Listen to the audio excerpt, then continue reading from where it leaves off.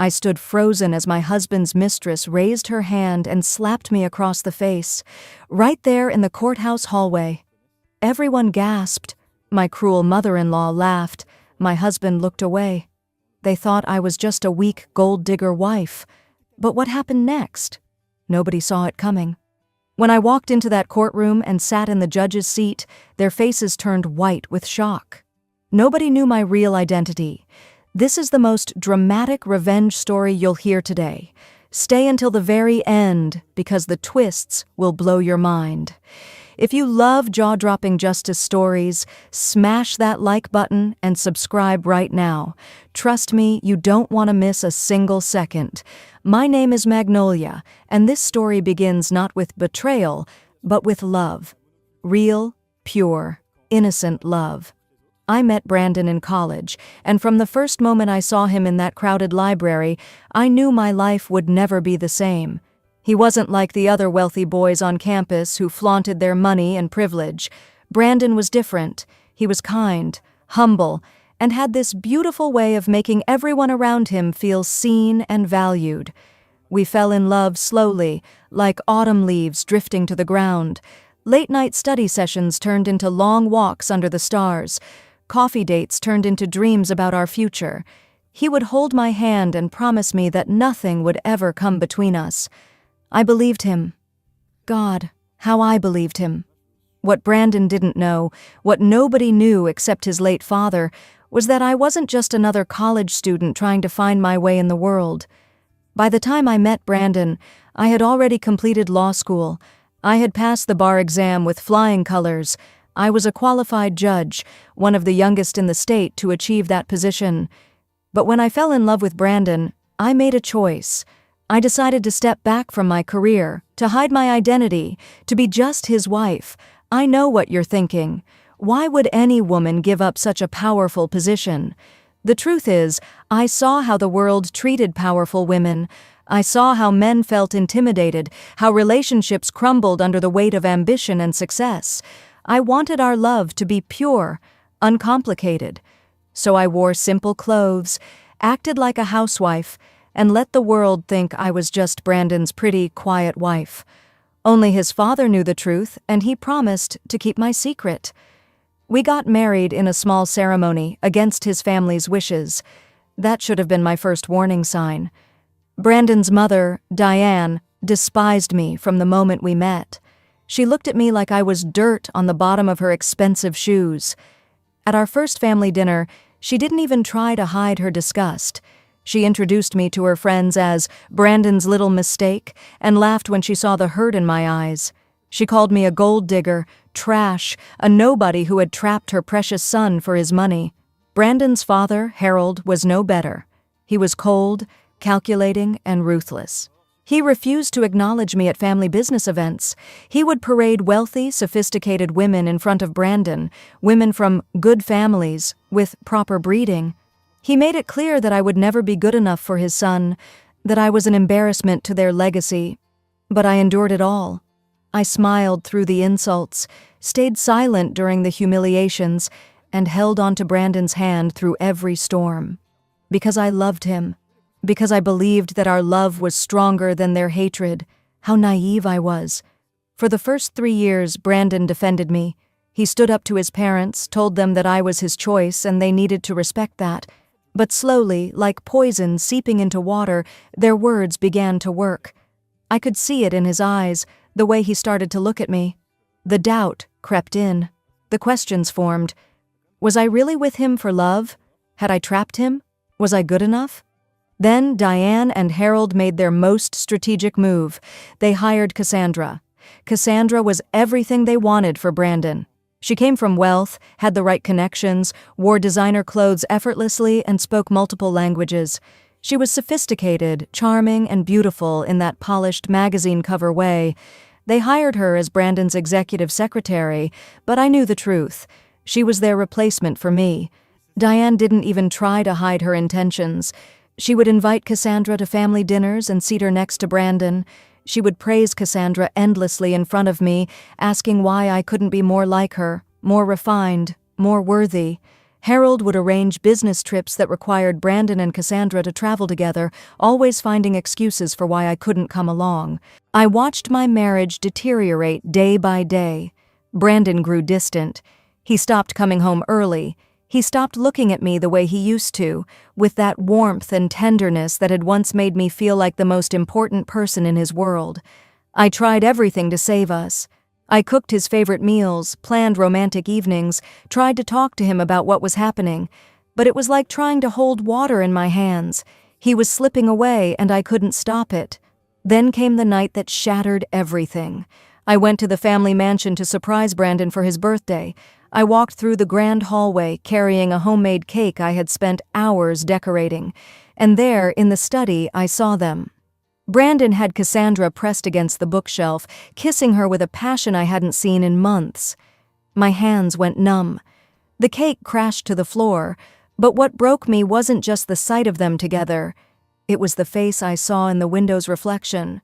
Diane was standing in the doorway behind me, watching the whole scene with a satisfied smirk on her face. This wasn't an accident. This was orchestrated. This was their plan all along. Brandon pulled away from Cassandra, his face a mixture of guilt and confusion. But he didn't run to me. He didn't apologize. He just stood there, and I could see in his eyes that the man I married was gone. The poison had done its work. My husband, my love, my everything, had become a stranger.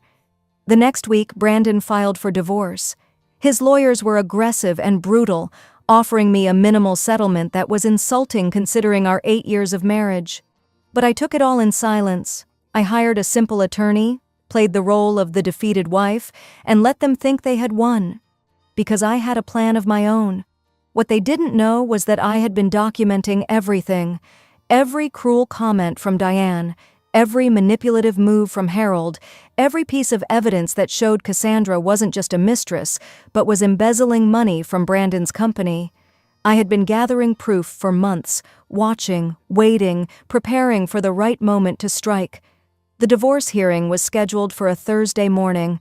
I woke up that day feeling strangely calm, like a soldier before battle. I put on a simple gray dress, no jewelry, minimal makeup. I wanted to look exactly like they expected me to look, small, defeated, forgettable. When I arrived at the courthouse, they were all there. Diane wore an expensive white pantsuit dripping in pearls. Harold stood beside her in his tailored burgundy tie, looking like he owned the world. Cassandra was there too, wearing a designer dress that probably cost more than most people's monthly rent, covered in diamonds that Brandon had clearly bought for her. And Brandon stood in the middle of them, looking uncomfortable but resigned, like a puppet whose strings had been pulled too tight for too long. They looked at me with such contempt, such superiority. Diane whispered something to Harold and they both laughed. Cassandra linked her arm through Brandon's possessively, making sure I saw.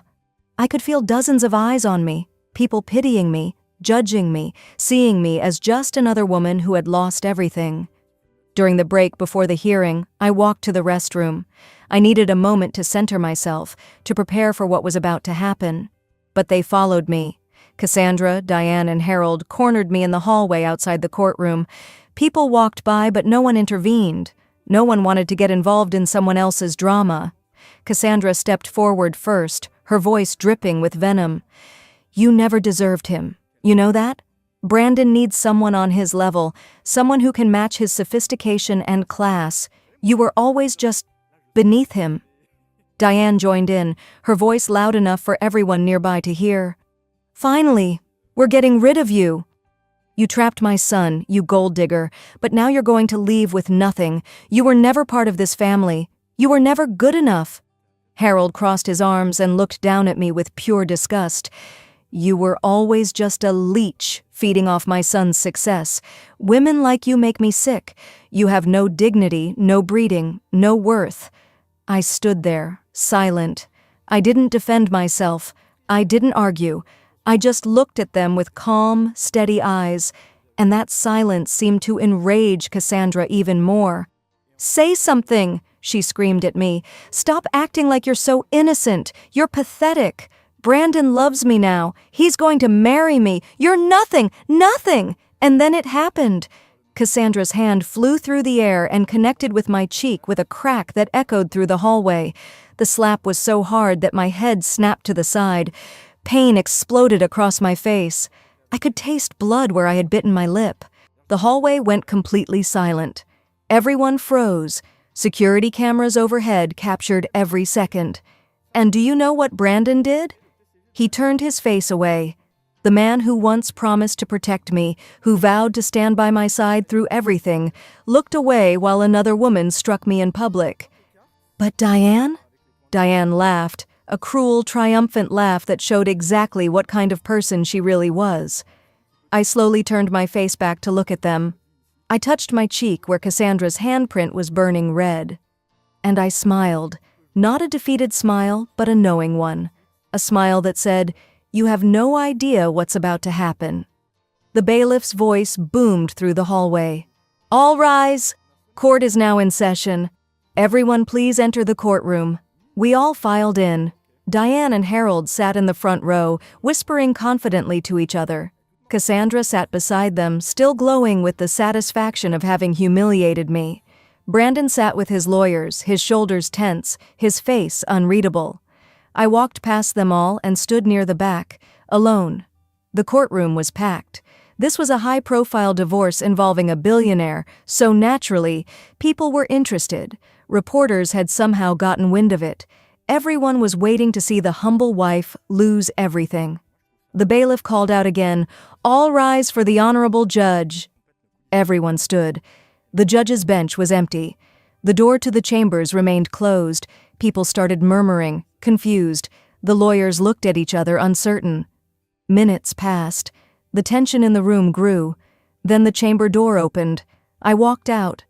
I walked past the gallery, past Brandon's lawyers, past his shocked family. My simple gray dress had been replaced with the official black robe of a judge. My hair was pulled back professionally.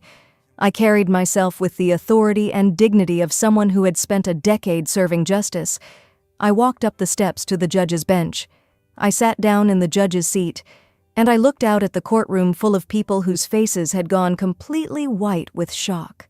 The silence was deafening. You could have heard a pin drop.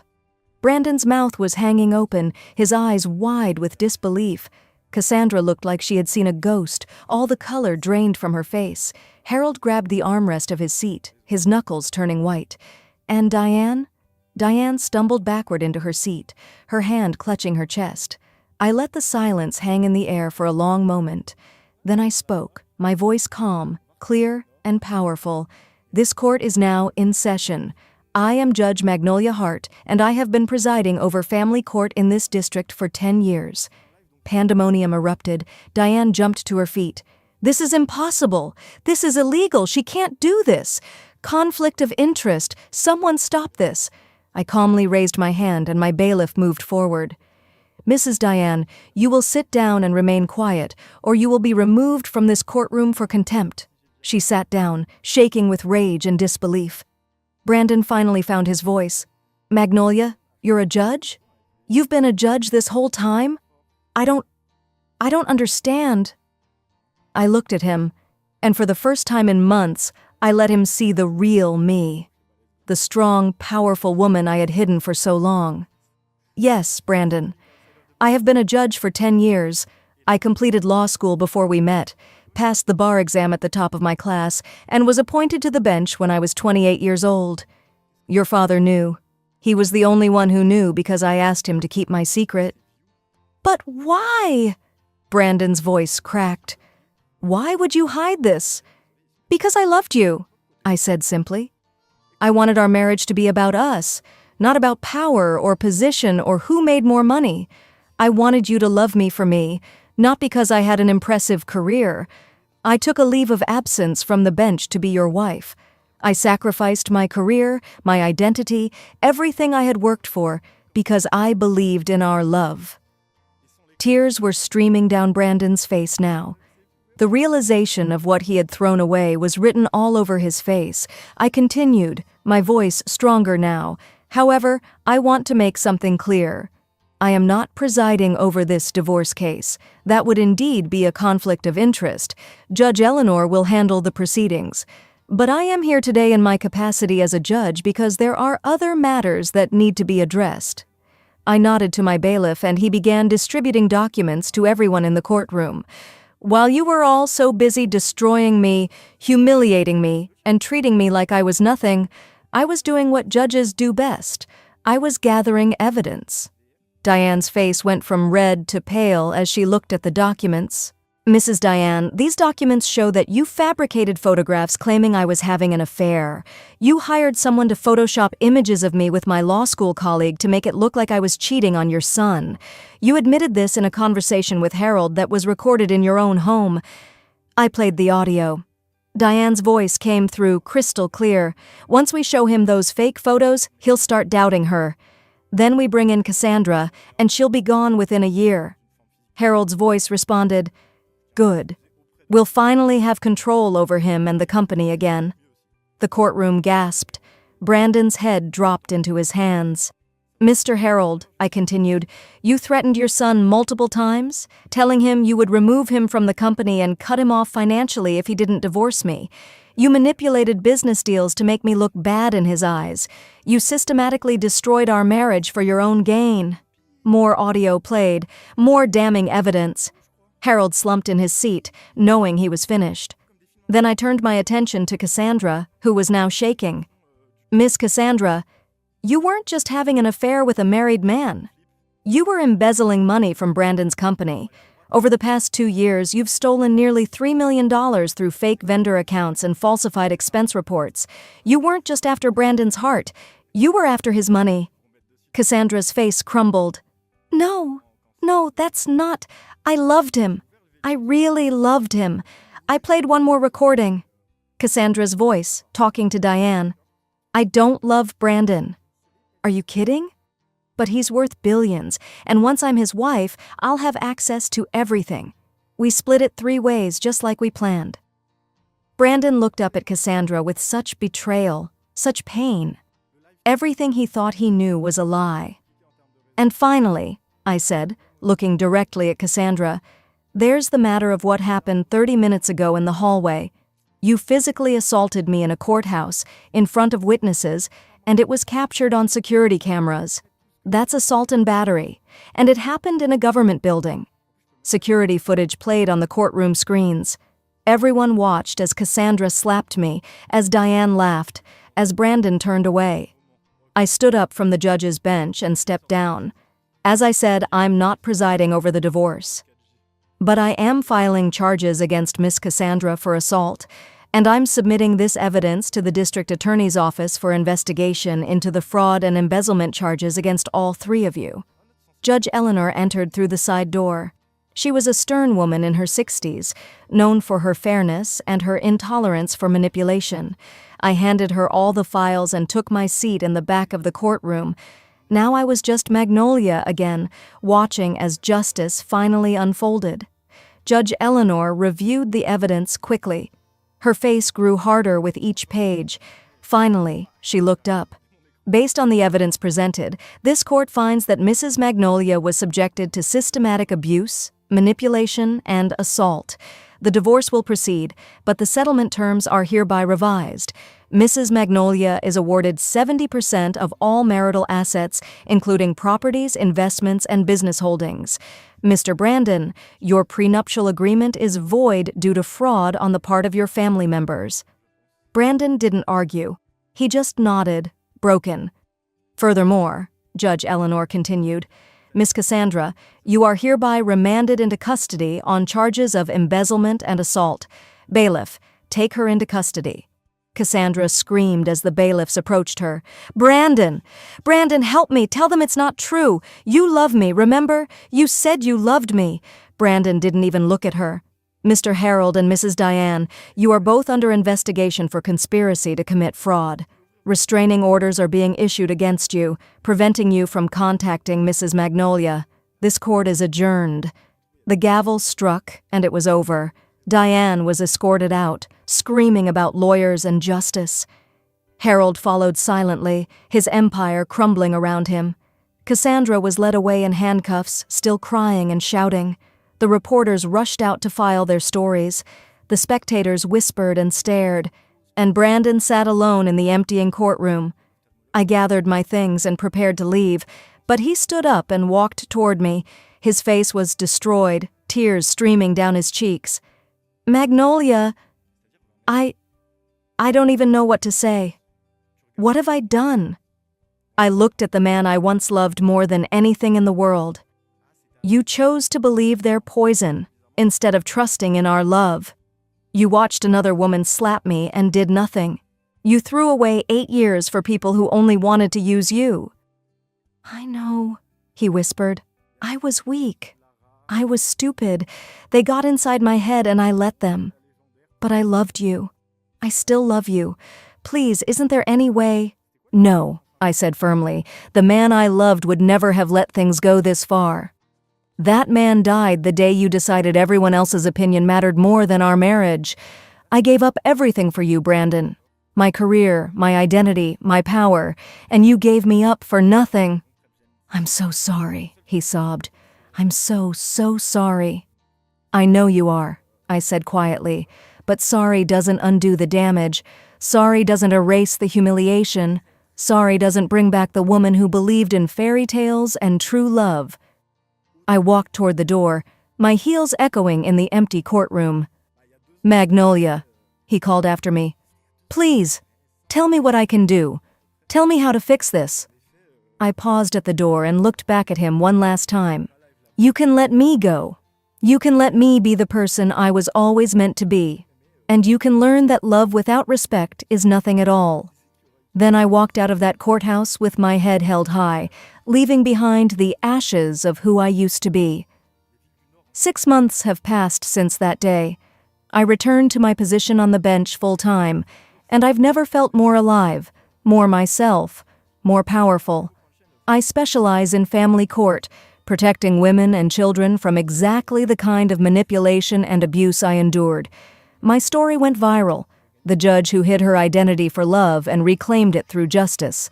I've been invited to speak at law schools, women's conferences, and advocacy groups. Brandon lost everything. His company suffered massive losses when the fraud investigation revealed years of mismanagement by his parents. Cassandra is serving a 5-year sentence for embezzlement. Diane and Harold are facing multiple criminal charges and have been ostracized from their social circles. Their empire of cruelty collapsed. Brandon tried to reach out several times, letters, flowers, messages through mutual friends. Each time, I sent them back unopened. Some bridges, once burned, can never be rebuilt. I won't lie and say I don't think about him sometimes. I do. I think about the boy I met in that library, the one with kind eyes and gentle hands.